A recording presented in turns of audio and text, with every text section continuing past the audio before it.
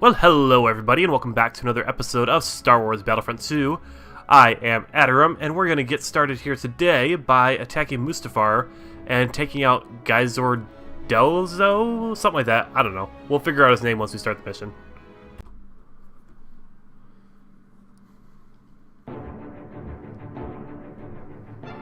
By the time we'd made our way to the molten surface of Mustafar, it was apparent that Delso had been a busy little bug.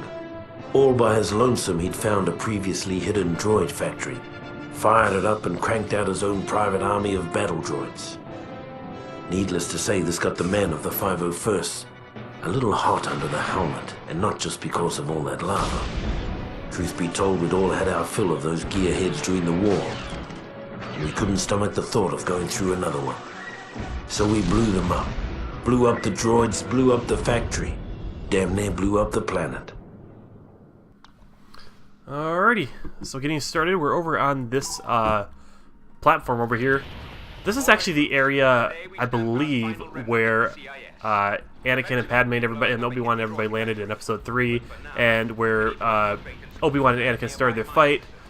By the way, I love the soundtrack for Star Wars Episode 3. The Battle of the Heroes, the music that was playing during that cutscene back there, that's one of my favorite tracks from the Star Wars series. It's such a good track.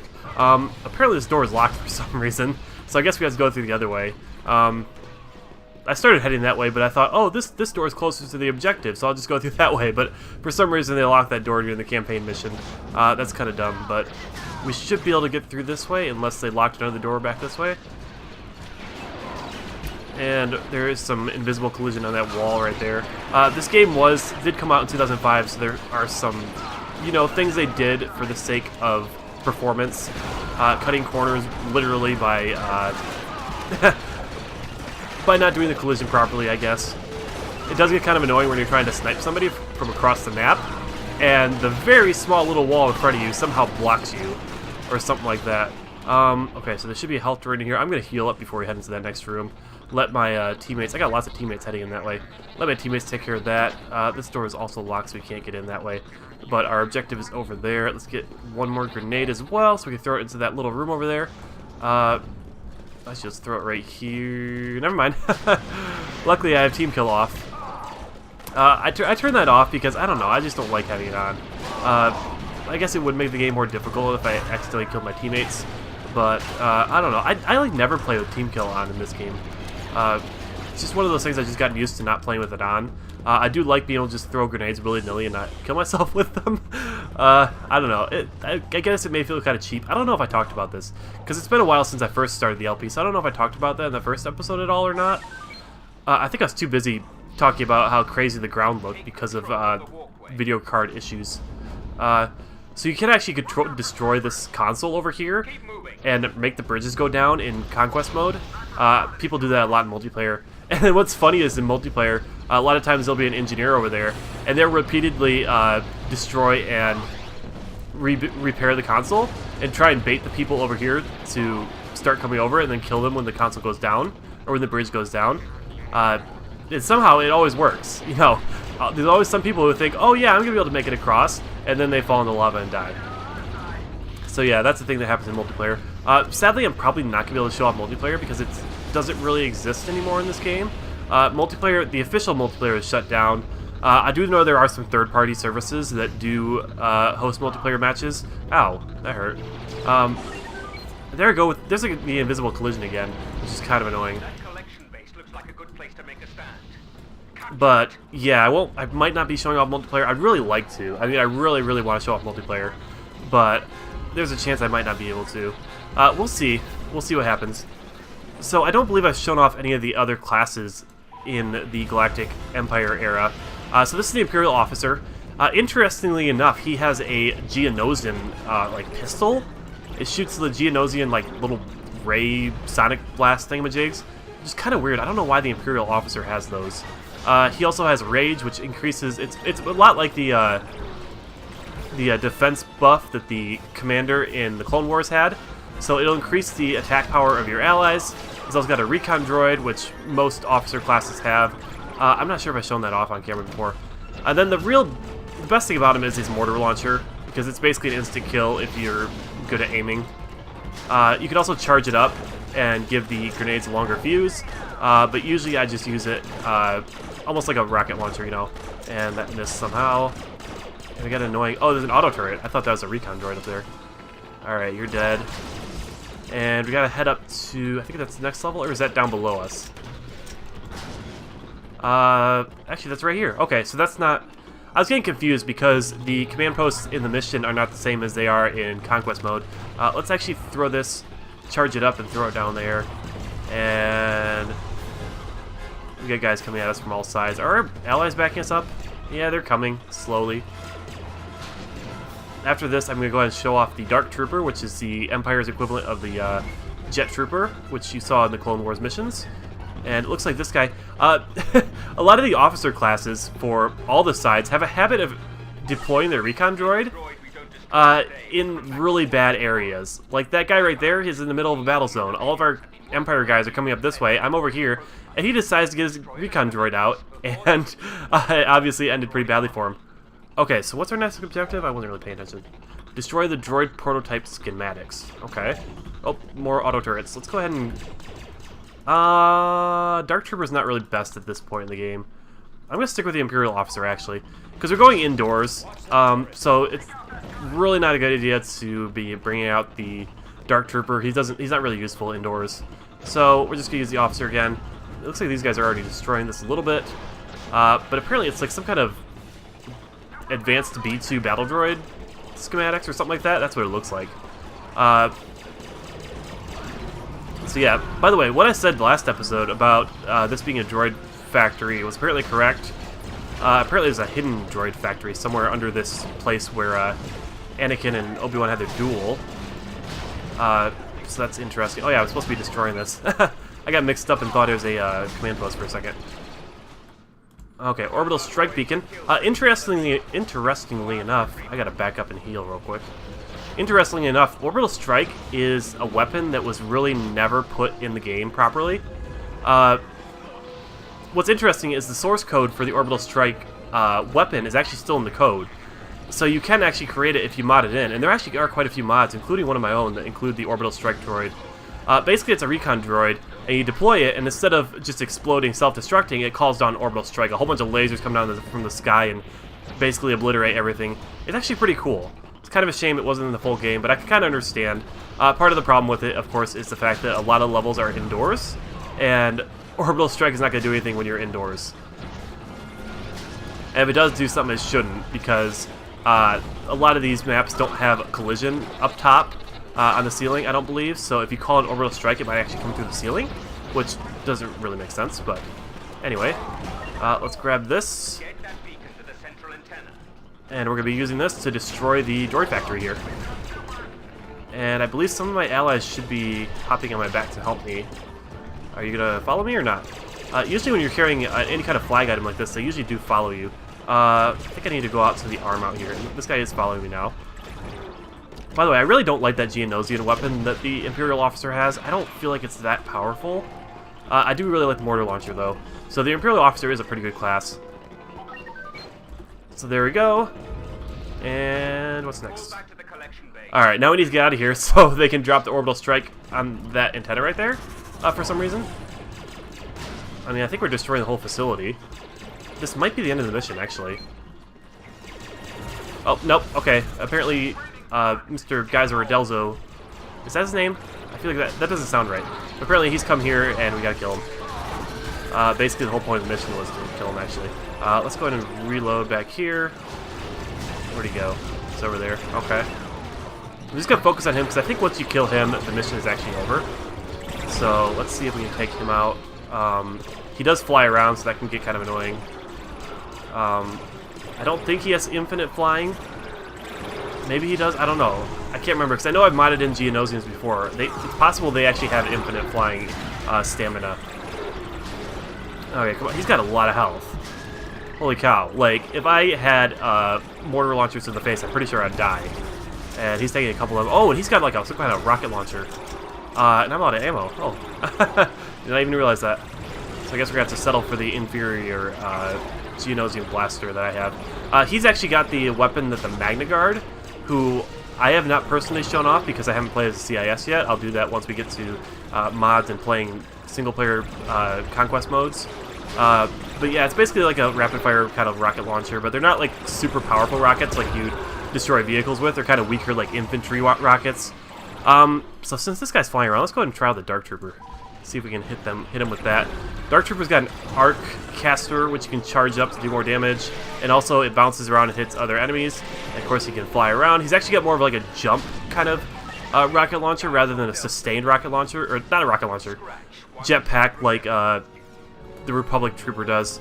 So that's the end of the mission, I believe. So let's head on to the next one.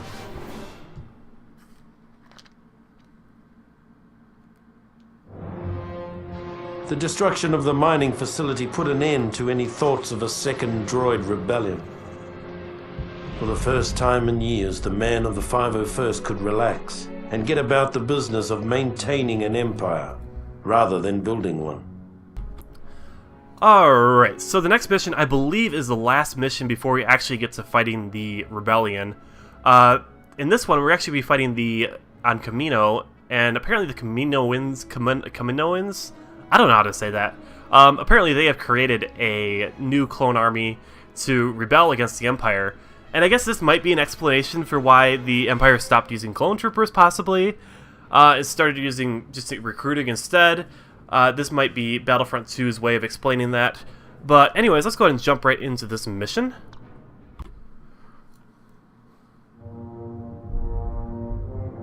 Officially, there never was a clone rebellion on Kamino. Unofficially, approximately 20 years after we were created, a special detachment of the Imperial 501st Legion was dispatched to Kamino with orders to eradicate an army of clones that had been bred to take arms against the Empire. Our mission commander, an expert on the inner workings of Kamino, was a young bounty hunter named Boba Fett.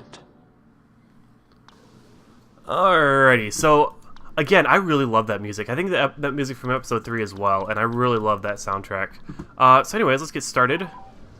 Oh, I guess we can play as Boba Fett right from the get-go. Boba Fett has been chosen to lead a small task force into the Kamino cloning center. Okay, that was weird because we spawned. There was a command post over there we just spawned at a second ago. But then when I went to respawn as Boba Fett, all of a sudden we're back here. So that was kind of weird. Okay, here's the clones we gotta take out. Boba Fett has a, I don't know what you call this, like a burst fire kind of rifle. He's also got a flamethrower, and he's got wrist rockets and jetpacks. Let's go ahead and show off some of these weapons. Use the jetpack. Also, the same jetpack that the engineers have. I haven't shown that off in a while. Oh wow, are we almost out of reinforcements already? That was really quick.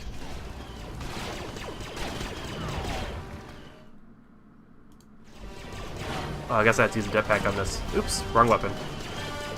Okay, come on, there we go. Did I miss an objective somewhere? Because all of a sudden we got an objective complete.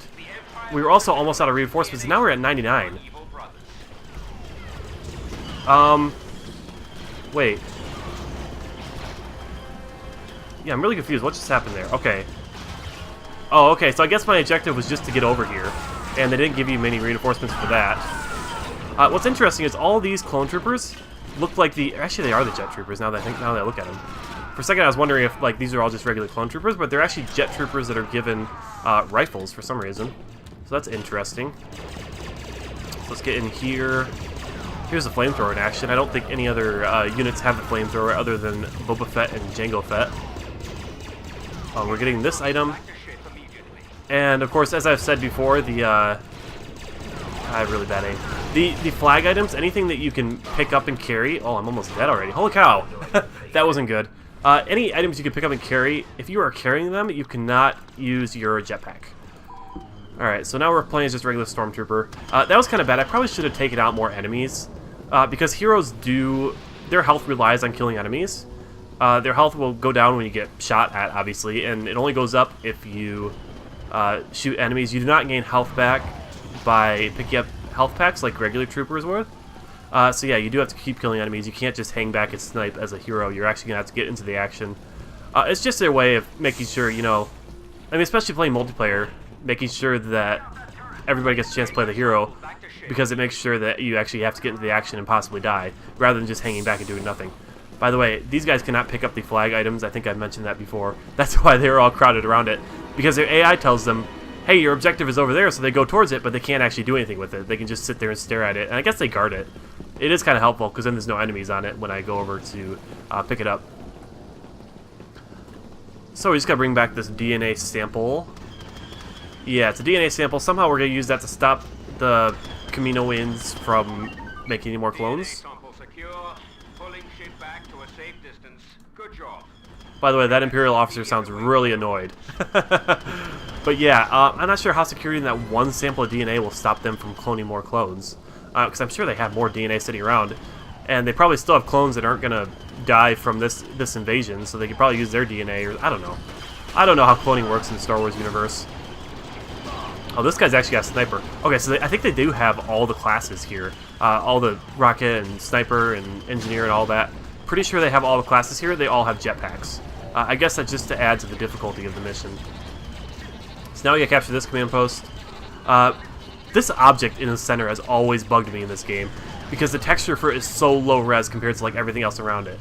Like, what the heck is going on with this thing? Like, this does not look anywhere close to the level of detail on like everything else around it. It just seems kind of weird. I feel like maybe this was a placeholder texture, because this looks like the texture for something else other than these lights here. This looks like a texture that's supposed to go on something else based on the way it looks here. So I wonder if this was like a placeholder texture and they forgot to replace it. Or it could be like a low-res texture, possibly, and they, for some reason, the high-res texture is not being called in. I don't know. Curiosity is kind of taking over right now, and I almost want to go into the game's files and find out if there's actually a high-res texture for this particular object. If I ever... I've been thinking about doing like a couple really small mods specifically for this Let's Play, or specifically for going into modding and stuff like that. So maybe when I do that, if I remember, I'll take a look and see if I can figure out why the heck that particular object is so low res. Could probably fix that and actually release like a little patch that would actually fix that object if I could find a high res texture for it, or if I could create a high res texture for it. I mean, it's such a minor detail. I'm sure most people probably don't care, but I don't know. Maybe I could do that. That might be neat. Actually, I think we should use our jetpacks here. Yeah, those probably do more damage. Okay, so now we got some Clone Commander equivalents over here. They have the chain gun, which will, especially as a hero, it'll take you out quick. So make sure you knock those guys out as fast as you can. Prioritize them over everybody else, because their guns can take you out really quick. Actually, we're going to use a jetpack to take out these guys. By the way, it's another reason I play with friendly fire off, is because it lets you do that. And also, I'm almost dead again already. Okay, come on. Kill this guy. Flamethrower this guy. Let's get reload going. Okay, we got a bit of health back. Oh, a whole bunch more guys. Okay. Kill you, and I'm probably dead here. Yeah, this is what I mean by them being able to kill you really quick. Because that thing fires really fast. Actually, we did survive that, surprisingly enough. And we got one more console to destroy. These must contain the data about how to make more clones. And my rifle's not firing for some reason. The Kaminoans are evacuating in 5 minutes. Take down their transports before they can escape. Okay, now the Kaminoans... Camoans? Did he say Camoans? I think he said Camoans. I guess that must be how you say it. But apparently they're trying to evacuate, so we gotta stop them somehow. Wonder if that'll work. I feel like it probably has more health than would be taken out by one of those. I'm probably dead here in a second. If not from this guy, yeah, from that guy. But if not from that guy, I would have died just because I wouldn't have time to get over there before I ran out. Alright, what is my lock-on button? I don't know. Oh, that thing has some pretty powerful turrets on it. Or laser cannons, whatever that was that killed me. Let's try that again. Leave the target a little bit. And extreme game slow down for a second there. I don't know if that'll show up in the video or not. Looks like this gunship's actually over there picking up troopers, maybe? So let's see if we can hit that with a rocket. I feel like I missed. I think my rocket went off target, because I could have sworn I aimed right at it. Oh, there we go. I think that's the end of the mission. Yep, there we go.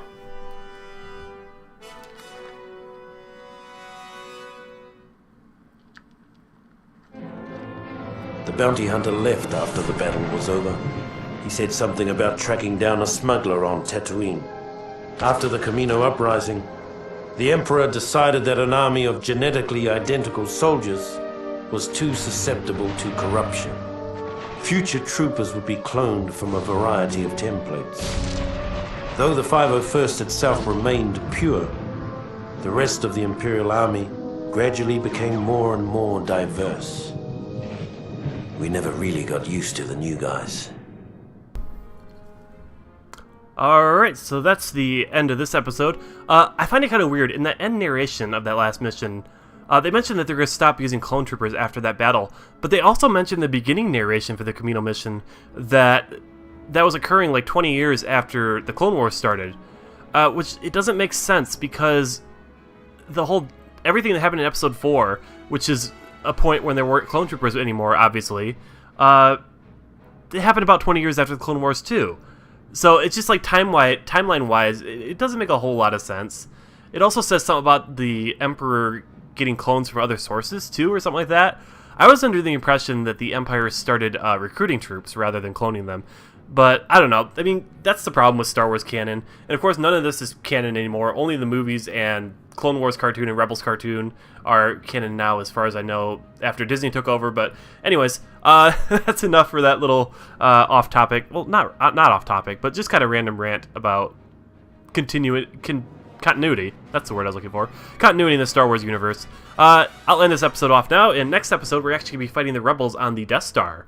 So look forward to that. See you guys next time. Peace out.